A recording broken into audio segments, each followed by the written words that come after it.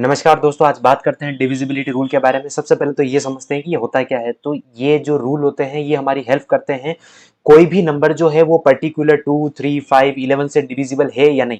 देखो, एक तरीका तो ये होता है कि हम सीधा डिवाइड करके चेक कर लें, पर उसमें टाइम कंज्यूमिंग प्रोसेस है। और दूसरी प्रोसेस होती है डिविजिबिलिटी रूल, जहां पे हम सीधा ये रूल अप्लाई करेंगे और हमें विद इन 2 और 3 सेकंड में पता लग जाता है कि ये जो नंबर है वो पर्टिकुलर नंबर से डिवाइड है या नहीं। तो कौन कौन से रूल है, आइए जल्दी से समझ लेते हैं। बट सबसे पहले यहाँ पे जो लिखा है उसके बारे में बात करें तो डिविजिबिलिटी रूल जो होता है वो help us to check whether a number is a divisible without actual division. काम क्या आता है, हमारा टाइम बचता है, यूजफुल इन एग्जाम, और हमारी जो मेंटल मैथ्स है उसको इंप्रूव करने का काम करता है। तो एक एक करके जो है अब सारे ही डिविजिबल रूल जो है वो समझते हैं। सबसे पहले आता है रूल ऑफ टू। देखिए, ज्यादा दिमाग लगाने की जरूरत नहीं, बस ये ध्यान रखिएगा कि अगर लास्ट डिजिट 0, 2, 4, 6 और 8 है तो वो नंबर आपका 2 से डिवाइड होगा। जैसे एग्जाम्पल के लिए 2, 4, 8, यहाँ पे लास्ट डिजिट 8 दिख रही है, इसका मतलब ये 2 से डिविजिबल है। यहाँ 6 दिख रहा है, ये 2 से डिविजिबल है। यहाँ 5 दिख रहा है, इसका मतलब ये 2 से डिविजिबल नहीं है। तो अगर ये नंबर दिख जाते हैं लास्ट डिजिट में तो आप सीधा सीधा वहां पर बोल सकते हैं कि ये नंबर आपका 2 से डिविजिबल होगा।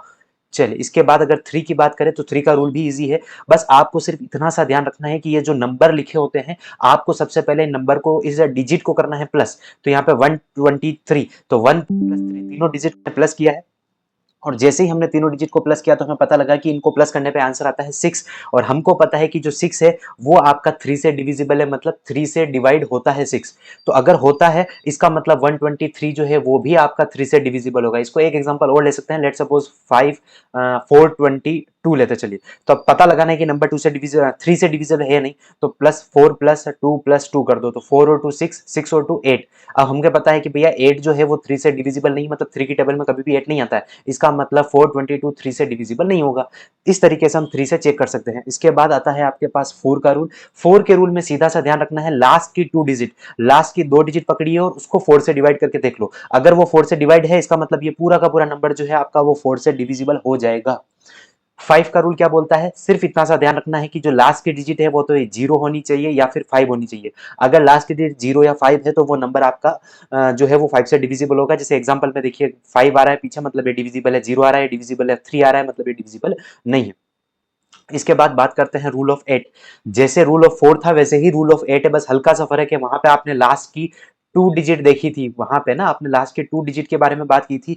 यहाँ पे आपको लास्ट की 3 डिजिट के बारे में बात करनी। जैसे कोई भी नंबर है, इसकी लास्ट की 3 डिजिट पकड़ो। जैसे ये 512 है, उसको आप 8 से डिवाइड करके देख लो। अगर ये 8 से डिविजिबल है, इसका मतलब ये पूरा का पूरा नंबर आपका 8 से डिविजिबल हो जाएगा। इसके बाद बात करते हैं हम रूल ऑफ 9।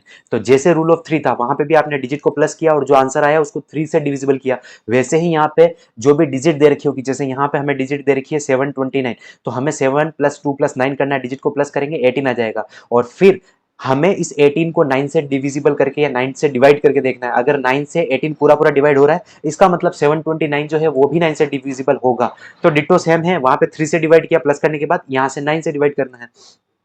इसके बाद आता है हमारे पास रूल ऑफ 10। ये तो सबसे इजी है।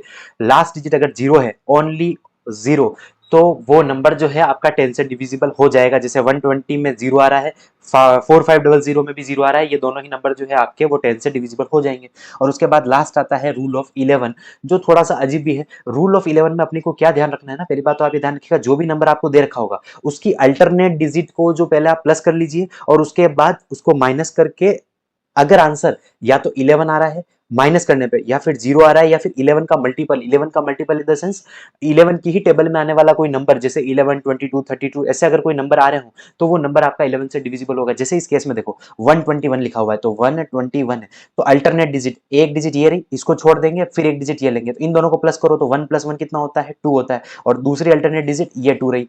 तो अब आपको इन दोनों डिजिट को क्या करना है, माइनस। तो 2 में से 2 गया तो कितना बचेगा, 0 बचेगा। तो अगर 0 आ रहा है, इसका मतलब ये नंबर 11 से डिविजिबल है। ऐसे ही चलिए एक और एग्जांपल लेके समझने की कोशिश करते हैं। जैसे एग्जांपल लेते हैं, अगर अपन लेट सपोज 2527 ये नंबर है।